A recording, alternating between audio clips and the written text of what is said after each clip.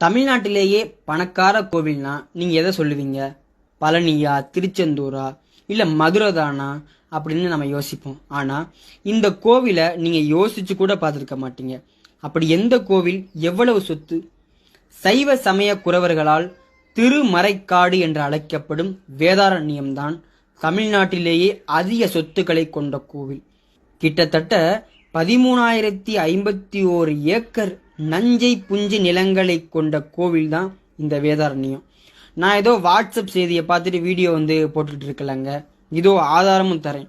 1971ஆம் ஆண்டு ஸ்ரீ வேதாரண்யேஸ்வரர் சுவாமி தேவஸ்தானம் மூலமாக வெளிவந்த புத்தகத்தில் கோவிலின் சொத்து விவரம் வெளியிடப்பட்டுள்ளது.